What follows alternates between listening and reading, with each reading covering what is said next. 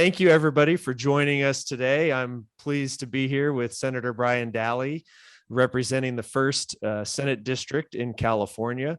Prior to that, he was an Assembly member from 2012 to 2019 in the 1st District.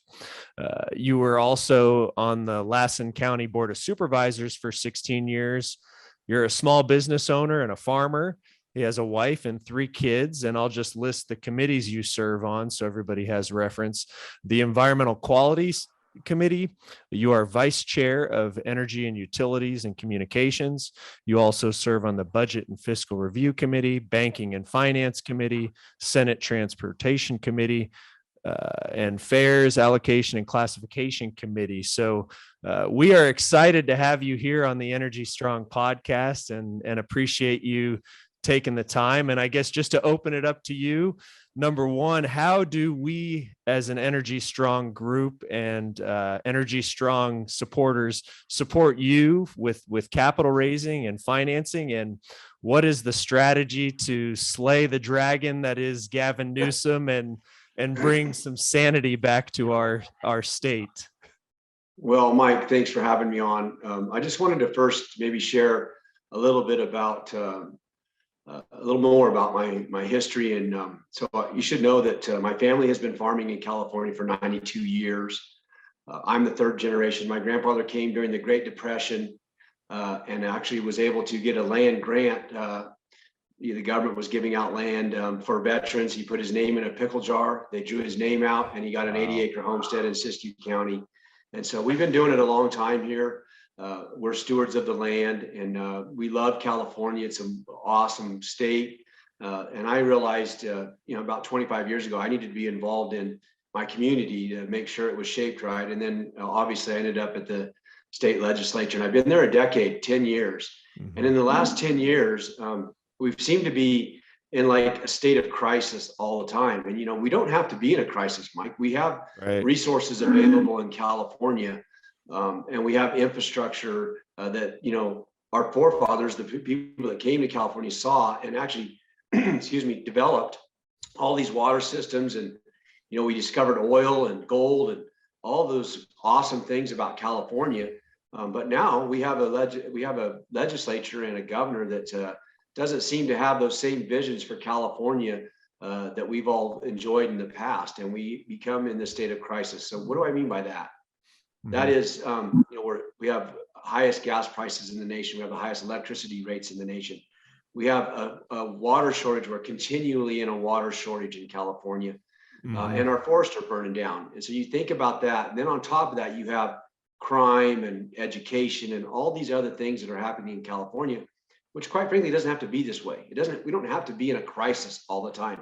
Right. California has been known for its, its floods and its droughts, but we can capture water, which helps the environment, helps fish, helps farms, and helps communities. We can drill for oil right here in California. We have, I think it's 1,200 permits right now at CalGen waiting to get permitted, so we can be independent. We can thin our forest so we don't have these catastrophic wildfires and let fire do what it's did for centuries before we were here. It thinned our forest naturally. And so there's a lot of solutions to our problems, but the legislature doesn't like that. They like to be in crisis so they can scare the voters into voting for them and thinking that they're going to fix it by raising their taxes and wasting their money, quite frankly.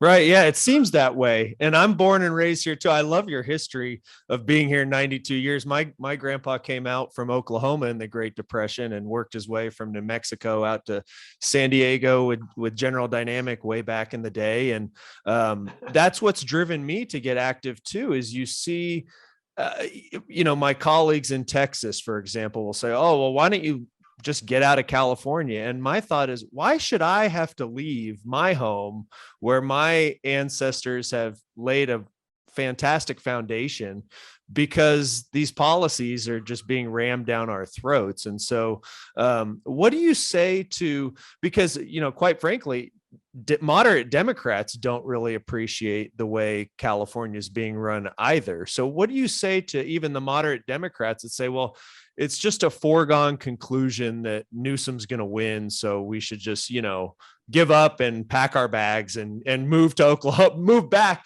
the reverse grapes of wrath back to Oklahoma? Well, that's a great question. And look,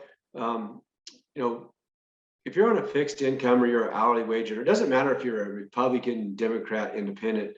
The inflation's killing you right now. I mean, like I said, if you're on a fixed income or an hourly wage, you're getting destroyed by, eggs went up 30% last year. A gallon of milk's gone up. I mean, everything's going up, and it's going to continue to go up. It's because we need to drive the cost down. How do you drive the cost down? There's a couple of ways to do that. First of all, government is spending money like crazy. They've taken your money and they're just dumping it back into the system. So we have $97 billion in surplus, Mike. I mean, that means we've met all of our obligations and we have $97 billion. Instead of giving it back to the people who paid the tax, they're going to give you $400 to $800 in September for inflation.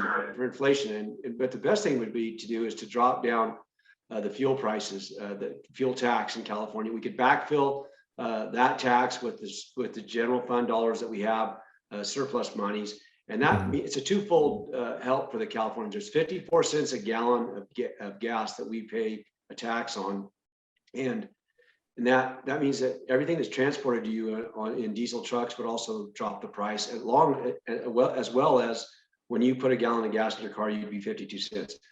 It's math. In a year, it would save you about $1,500 per family in California, just by dropping that 52 cents. The other thing we need to do, Mike, is we need to streamline the process and actually make CalGen, which is the people who are responsible for permitting oil wells in California, to permit them. There are 1,200 there every year. I sit on Sub 2, which is a committee you didn't talk about. That is the finance committee for all natural resource money goes through that committee. And for the last 3 years I've been on that committee, CalGen has put in for budgeting for more people, and the California oil companies have to.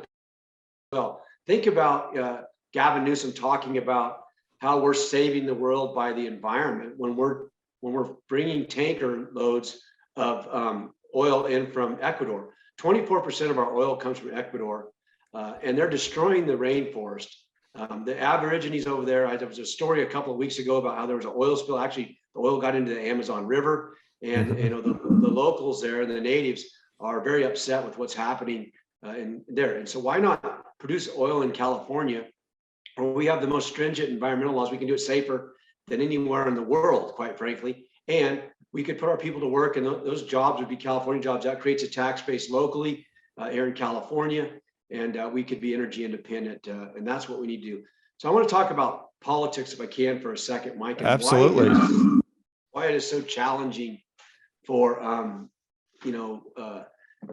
for me to be able to beat Gavin Newsom. I totally believe I will win, and I can win, but I need some help. And then what do I mean by that? Gavin Newsom has a lot of power brokers in Sacramento. Who is that? There are big unions in Sacramento that. Teachers Union, there's SEIU 1000. And let me just give you an example of how much power they have. Most of the people I work with in the legislature are community organizers. They don't run a business. When I was in the assembly, there were 3 of us, Mike, that did a payroll every 2 weeks. So they have no idea what a businessman is doing that provides a private industry job. And so they want to get elected. And how do you get elected? And it doesn't matter where you're at in the nation. The way you get elected is you let people know who you are. And how do you do that? You have to raise money to let people know who you are, and then your ideas and so on and so forth. Well, Democrats raise about $300 million every 2 years in California for California races. Wow. Republicans raise about 30 million. That's total for our national races and our local races. So the difference is very lopsided. Now, I'm going to talk about SEIU 1000. That's the largest public union in California. There's 700 members. You can go to their website. You can click on the very first page, says 700,000 members, and their dues are $91 a month. So at Mm-hmm. $63 million a month. Now, not all of that goes to political campaigns, but about 300 million of it does every 2 years. And that's just one union. So that's what we're up against. So Gavin Newsom has $24 million in the bank. I have less than $1 million right now. And so what is he going to be able to do? He's going to be able to control the airwaves and talk about what he wants to talk about. And that's all you're going to hear is from Gavin Newsom, unless I have resources. Mm-hmm. So I need people that are in the two main industries in California that are getting destroyed by the legislature is agriculture and energy. So mm-hmm. oil and the likes. And so those are the two industries that I need to come behind me and help support my race. So you can do that by going to briandalley.com and you can donate. We have all kinds of different programs. We have for the individual who's not a business owner, we have what we call $1 a day. We ask people to do $30 a month till the end of the election, or we have people you can just donate up to $32,400. Gavin Newsom gets a lot of those checks. Mm-hmm. We get gets a lot of those from the power brokers in Sacramento.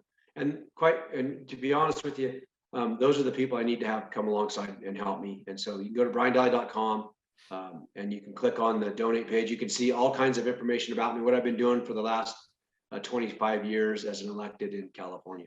Yeah, we'll be sure to publish that as we, put the video out, and then over the air, we'll make sure we pump your website. One thing, is there truth to this? Because, being an entrepreneur and trying to start an oil and gas company in this state, which we are, I believe, the only new developer trying to enter the oil and gas, which is really frightening from an energy security standpoint. But is tying it all back with buying it from Ecuador, buying it from Saudi Arabia, why is it not pervasive throughout Sacramento that we should first stop those foreign imports, then we could talk about phasing out our local production if we do somehow have a transition? I'm skeptical that it's a transition more than it's just kind of an integration of all these energy sources. But is it political? Are they saying, well, if we don't let the oil and gas folks make money here in California, then that starves a traditionally conservative voter base from donating money to people like you? Or is it not in my backyard, I just outsource all this stuff, or maybe a combination of both? But it just strikes me, how can we say we want any product from Saudi Arabia or any product from Ecuador, unless maybe it's bananas that they're grown in the rainforest or something like that? But how can we say we want to have active flares in the rainforest and then, totally shut it in Kern County? It's just bizarre. Well, I would say a twofold thing. Number one, I don't want to import any food or oil from any other country.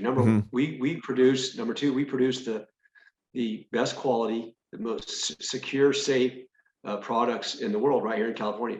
Unfortunately, the environmental movement has came along and punished Californians and said, we got to do it in a more cleaner way. But at the same time, we've exported all those jobs and the supply and the things we need every day: oil, food, manufacturing, all those things we use is pushed off to other countries. China, we're importing oil, and they don't have the same rules we planted, but they're making the air dirty that we breathe. And so at the end of the day, I want Californians to be able to produce the products that we need in a safer way and put Californians to work and drive really to show, if we're going to lead the world in the environmental movement, then we still got to be able to produce the things we need to live every day.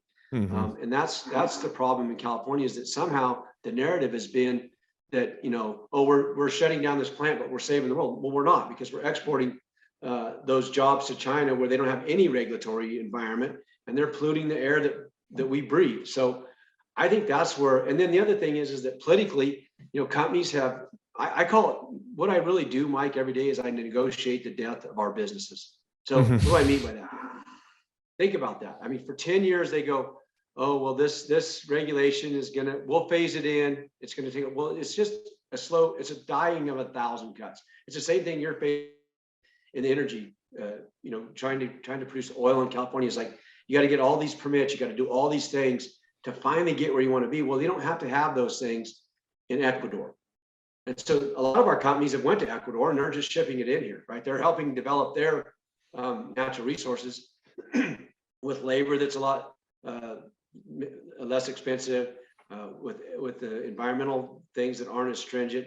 So I'm of the mind that we need to do it here in California, and I'm really worried about California and our supply chain that we are so reliant. I was just at the port of Oakland, and there's a big trucking problem right now because of regulations in California. AB5 was a law that doesn't allow independent truckers to be able to move stuff around in California. So 70,000 trucks are not able to move products, and the products we need from the ports. And so it's driving up the cost of everything in the grocery store. And if you recall back during COVID when there was a shortage of toilet paper, right. I'm going to tell you something. If we get a shortage of food, you can get by without toilet paper, but you can't get by without food. And food security, to keep our food safe here in California. So we need to produce our own energy. We need to produce our own food. We need to get out of this crisis mode and show the world how we can actually do it in a more clean, efficient way and keep jobs in California. Absolutely. And I always tell my friends, again, bringing it kind of to the broader audience in Texas, Oklahoma, Colorado, wherever anybody's listening to this, it's easy to forget that California produces so much for the rest of the country. Or like you say, the supply chains are bringing in 40% of our imports through our ports in our state. And that just extrapolates through the whole entire country. So I hope that people listening to you say, we need Senator Daly to win this race, because we need someone that's going to help alleviate the supply chain issues for really the whole country. It's not just California. So what do you think from a food and agriculture standpoint? I mean, the numbers we produce for the country are astronomical. I mean, it's huge. Yeah, you should know that we're the 5th largest economy in the world. So we're like a nation state. I mean, they talk about that a lot, and it's true. When California, stubs its toe, the rest of the country falls. I mean, it's for real. It's like we do have room. And the other thing that happens in California is, as California goes, the nation goes. When you start looking at, just like, for example, the air quality standards that they put on cars started in California and now across the nation happens. So what happens in California will more than likely happen across the nation. That's why we need to fix California. We don't need to leave California. We need to fix California.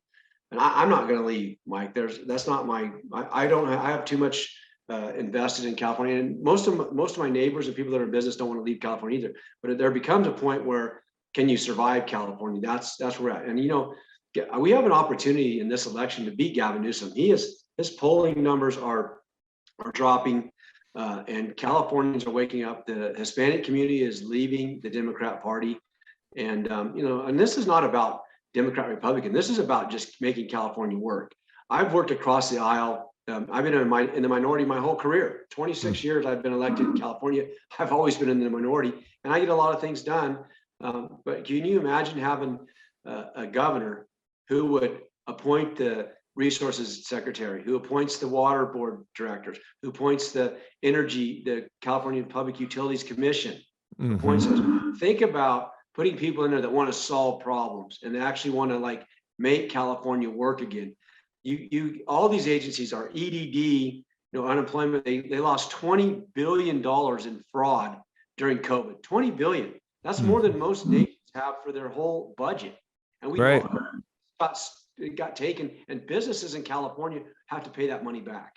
Yeah. Most people don't follow. All these things are happening.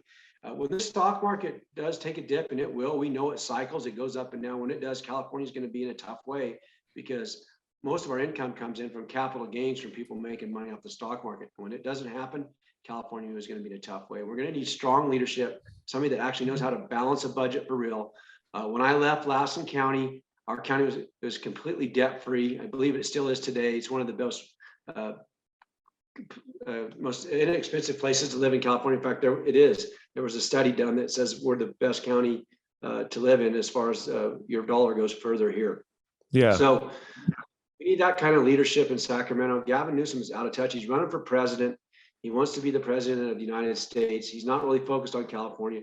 He's somebody who's out of touch even with, he's an elitist Democrat. Let's just put it that way. He's out of touch with Democrats, even in Sacramento. They don't really like him. They tolerate him. He doesn't work well with them. He's just focused on getting where he wants to go. And, I made a joke the other day about, he's running for president because he wants to get out of California too. He can't make it. So yeah, no, I agree completely. I think he almost has to. I know I've always known he wants to, and that's kind of been an open secret. But if he doesn't, the blackouts are going to be so bad that his career is over. If he doesn't run before, and he might not escape it fast enough because we're short on power, which is somewhere I'd love to hear your perspective, because I know you've got a lot of experience building hydroelectric facilities and on the utility committee. And it's really frightening to think that the fifth largest economy in the world is short on power, and we will be through, is it 2025? So if he doesn't leave, he's going to be presiding over the blackouts. And we know what happened in 2001 with Governor, was it not Governor Brown? Was it Davis? Yeah. See, I was in college then. I wasn't paying attention to politics in 2001, but that was his undoing. But that's kind of why I think he's got to go to DC, because he's got to run away from the mess he's helped create. Well, I would share this with being a farmer, you have to plan. You don't just throw seeds on the ground and they grow. You have to till the land. You have to make sure there's no weeds. You have to fertilize. You have to water, all those things before you get a harvest. And in California, we don't do that politically. We don't think about the future. Right now we're transitioning to solar and wind. Well, we have more solar and more wind at certain times of the day. We have too much energy. So think about this. I've been on the energy committee. As you mentioned, I used to build hydroelectric plants when I was younger, and I built transmission lines. I worked construction and farmed, and so I have a lot of knowledge of how things should work and in a practical sense. So there's places in California where we overproduce power. And when we overproduce power, when you put an electron in the system, one has to come out. There's no place to store it. And so when the sun is up and the wind is blowing, we actually export power to Nevada and Arizona and put it back in the grid. And we pay as taxpayers for the tax breaks that we give to solar and wind. We pay as taxpayers, and we also pay as ratepayers. $1 billion a year the ratepayers of California pay to export power for free to other states. Wow. So I did not know that. Yes, wow. there's I think it was a San Francisco article that backed it up. It's been well documented. And we have the highest rates in the country. So as you write in your bill, you're paying people to get power for free in other states. Mm-hmm. What do we need to do? We need to build just transmission lines. So we can take that power from Bakersfield, and Bakersfield is the largest solar producer in the state. So we're overproducing in those areas, and we need to build transmission lines to places like Los Angeles so we can actually move that power during the heat of the day when we need air conditioning, move that power. So some simple things can happen in California to actually drive down the cost of manufacturing and your electric rates by just moving power around. So I would just do an executive order if I was the governor and say, hey, this is a priority, we're going to do it. We're going to go build these lines or upgrade lines that are already there, and we have the transmission, just do it. And that way we can get power where we need it, and we can drive the cost of power down, which in turn helps the environment, because we're not having to turn a gas plant on in the area where we can't get the transmission to. And then look at our grid in a holistic way. So that's number one on electricity. Same thing on water. I mean, it just drives me crazy as a farmer to think we're out of water all the time when in 2017, the Oroville Dam spillway broke because we had so much water dumping over the top of it. Mm-hmm. It was the wettest 2017, the last part of 2017 and the first part of 2018 was the wettest year recorded history. Since we've been keeping records, that was the wettest year. That was 4 years ago. So think about if we'd had sites reservoir where it's 1.2 million acre feet. There's many places in California where it's not going to affect the environment, not going to hurt the fish, or not going to hurt anybody. We can store water, and it's 10 to 20,000 acre small reservoirs throughout the Sierras where we're not going to hurt. And then we can also store water in the ground. But we need to capture that water because we are seeing climate change. We're seeing our snowpack come off earlier, and our elevation for our snow is going up. So we need to grab that water. So that's when I say about crisis management, I'm so tired of being in crisis management. I would not run my farm that way every year being in a crisis when I figure out how to make it sustain for generations. And California can do that with leadership. It's the right people appointed to the agencies. It's somebody that wants to lead with a vision of how California can be sustainable. And when you do all those things, Mike, it drives the cost of all goods down because there's enough water, there's not rationing, there's enough power, and we can take care of California in a way that Californians should be taken care of. And then we can build houses and we can make Californians a place where people want to stay. Right. So that's what this race is about, Mike. This is about somebody who's not leaving California, somebody who cares about California, is not just doing it to run for some other office. I want my children to have the same opportunities that my grandfather saw and my dad saw and I saw. And it's not that way though. We see crisis management, and that's what's wrong with California. And so I need people to turn out to vote. I need them to donate to my campaign so I can get my message out, and we can beat Gavin Newsom back and put a governor in place and some balance. We had 25 years of one party control. Can you imagine if we just had the governor as a Republican who was going to do the right thing, who's going to veto those bad bills, who's going to make CalGen produce those permits so we can, be energy independent and make California a place where people want to come live and raise their families like you and I want to do. Yeah, exactly. No, it's so important, and it's so underreported. I mean, that's the other challenge. The media. I subscribe to the LA Times, digitally, just so I can see. I call it Gavin Newsom's PR machine at work, because there's just very little coverage about practical solutions, about managing as you would a sustainable business rather than through crisis. And it's so hard to break through. And I'm hoping that, people see this, identify with you and say, hey, there's a farmer, a businessman, a community leader that cares about the community, not their own, self-righteous pursuit of a White House run. What do you think about, and I know it's a really hard, it's a hard solution to find, but one thing as an energy developer that I'm continually baffled about is the climate activists and the groups that are out. It's almost as if every project is challenged in court, whether it's going to help our environment, truly help it from a scientific perspective, or if it's just kind of a frivolous, we need to save this insect that nobody even knows what it is or whatever it is. But how do we, the court system's great in the United States and in California because we can seek justice, but how do we streamline that process to where we can quickly identify true problems and then quickly resolve? Is there any solution to that issue? Well, you should know, Mike, that California has what we call CEQA, which is California Environmental Quality Act. It's been around for a long time. And I'm going to say something you're probably going to blow you away. I actually like the law. Originally, intent of the law was awesome. What the law was meant to do was say, hey, if I'm going to build a project and I'm going to impact my neighbors, I need to mitigate those impacts. Right. So your neighbors, and being a farmer, I want to know that what my neighbors are doing is not going to impact my farm, and I want to likewise not impact theirs. And so what's happened though is that everybody uses it for a pawn in the game. So labor, let's talk about labor for a minute. So organized labor uses it to get labor contracts. They go in and sue, and under it has, they'll find something that they can't, that they want to make. So they sue. Labor sues, environmentalists sue because they don't want anything to happen. They don't want to build anything, and so they sue. And then big business uses it as well. So I'll give you an example of how business uses it.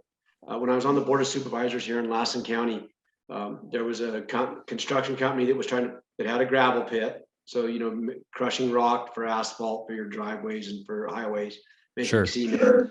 And then the neighbor was trying to put one in. So this company's suing the other company on CEQA because they don't want the competition. So it's used by the three biggest players in California as a pawn, not because the law is a bad law, because the law is used to leverage for other things. So we need to take that out. We need to take the leveraging out of CEQA. And how do you do that? There's been many attempts in the legislature, and this is this is a bipartisan issue on some things. But we haven't been able, but it's tough to get it done because everybody that's at the Capitol, the power brokers use it. So what we need to do is we need to say, look, if you lose, if you file a frivolous CEQA lawsuit and use, you got to pay for your the attorney fees and all the things that the promoters were doing. But it's really hard to do in California because you have to go on the ballot, quite frankly. It needs to go on the ballot to balance it out. But that's what we need. We need some reality in here. Like, you can't just continue to sue these people to where they can't do their projects. And that's what we see in California.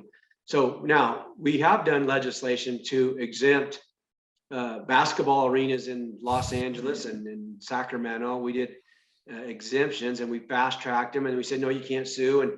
And we built these things. So we need to do the same thing that we've been able to do for resource type of projects as well. So water and energy and all those things that we use in California, residential building for homes.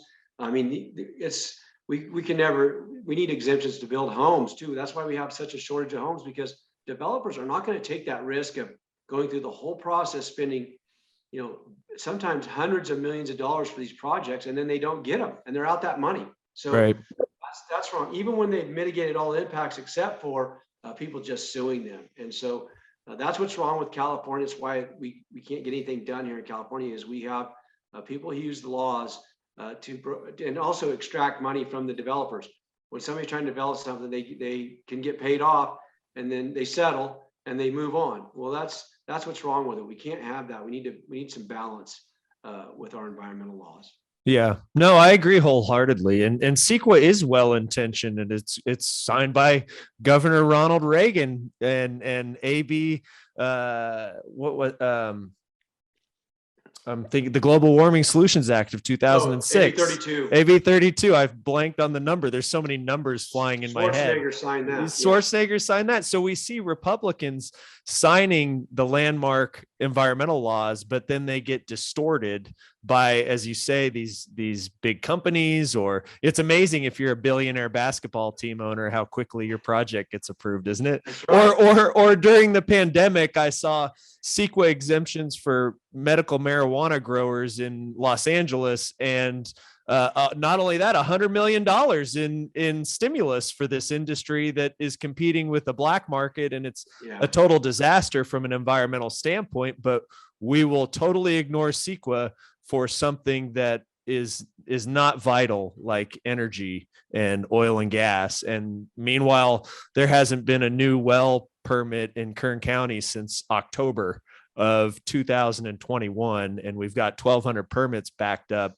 and everybody in the state suffers from these high prices. It's just, something needs to, if it's get on the ballot or whatever, just keep CEQA. No one wants to get, because it also allows us as operators to say, look, we are the only barrel of oil that's produced under CEQA and under AB 32 in the world. Absolutely. And so they're great for us, but we just need a pathway to get our projects permitted, which sounds simple, but it's really not.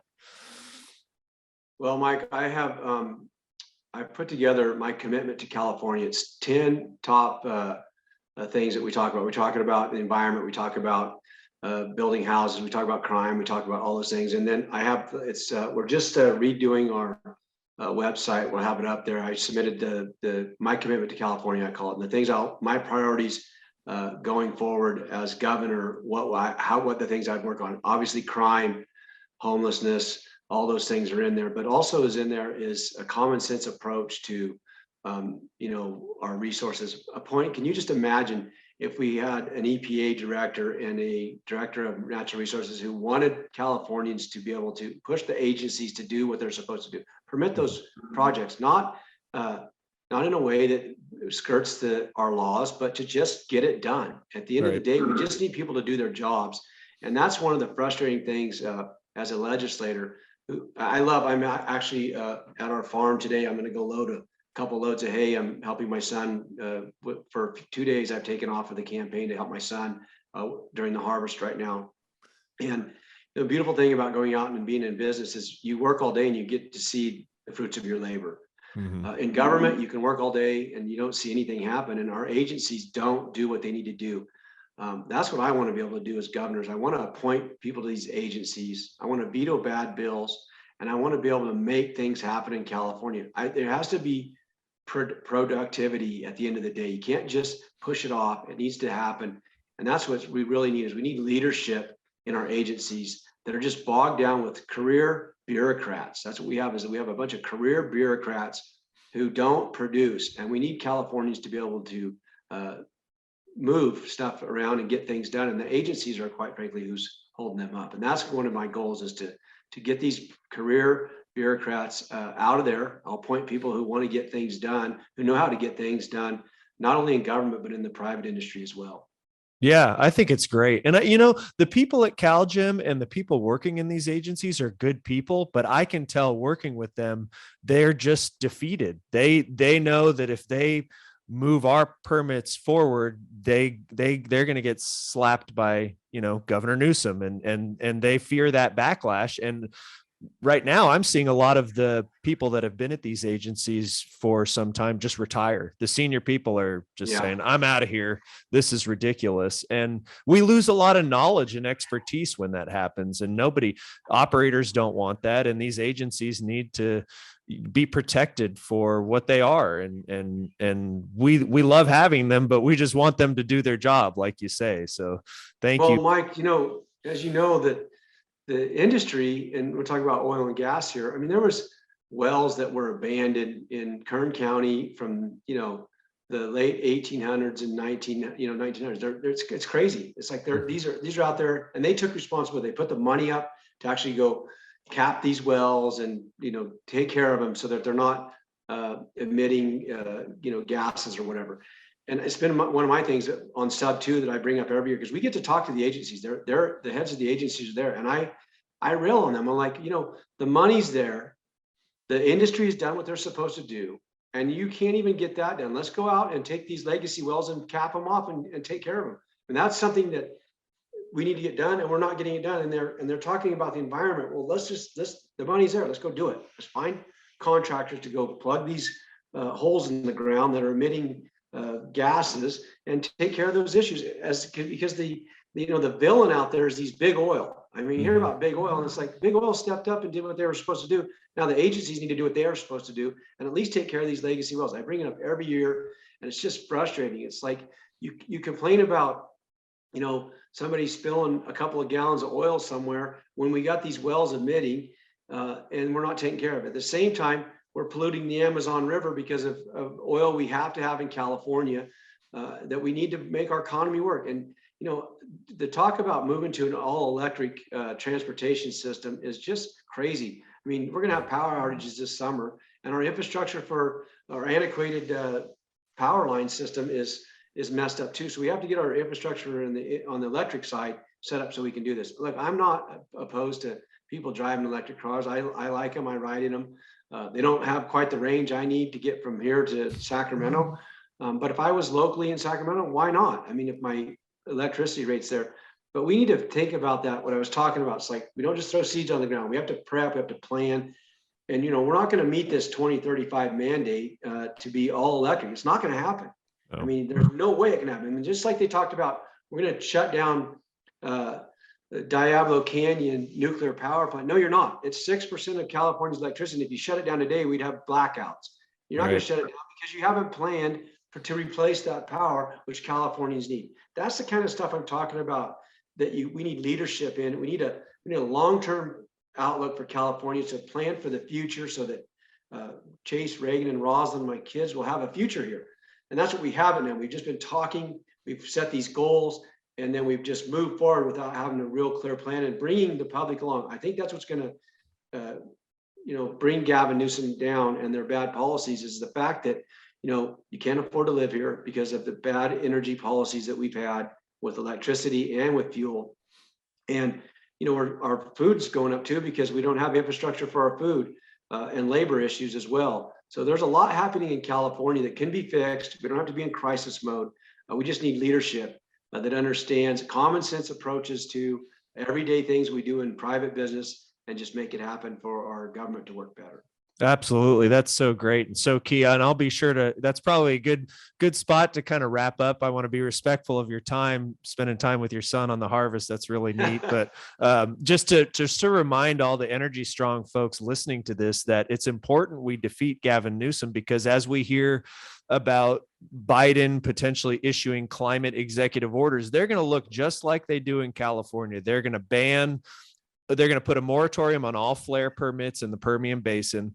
They're going to put a moratorium on all freshwater use for hydraulic fracturing in the Permian Basin. They're going to come after every avenue they can to attack our domestic energy. And that's exactly what he's done here. And that's what would happen in DC, and is happening. I mean, through this regime in DC, it's cookie cutter textbook California failed energy policies just being replicated to the rest of the nation. So I hope everybody feels that sense of urgency that you and I have to support you to raise money, because the most important thing we can do as a country right now is get behind you, in my opinion.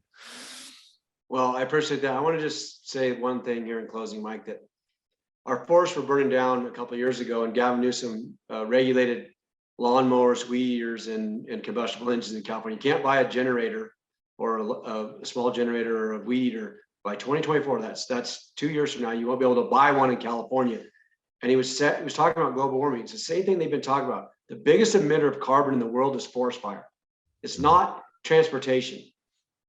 And so we need to talk about the facts, and they just keep distorting them. They're going to do that across this nation. Obviously, we're in a heat wave right now, and they're going to use that to go after the combustible engine, something that Californians and Americans need every day. So as it goes in California, so does the nation.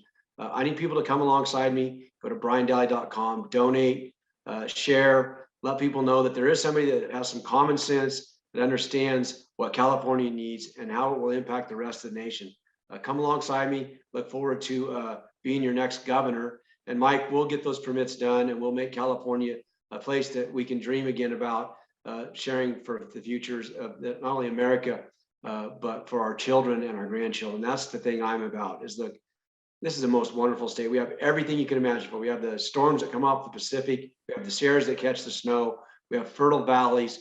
We have oil. We have technology. We have the ports to move our exports around the world. We just have some failed leadership at the top, and with 25 years of one-party control in California, we just need some common sense. And so, briandaly.com. Nice. Awesome. We'll be dancing in the streets when that victory takes place. Well, thanks again for joining us. Appreciate your time. All right, Mike. Thanks. All right. Have a good harvest.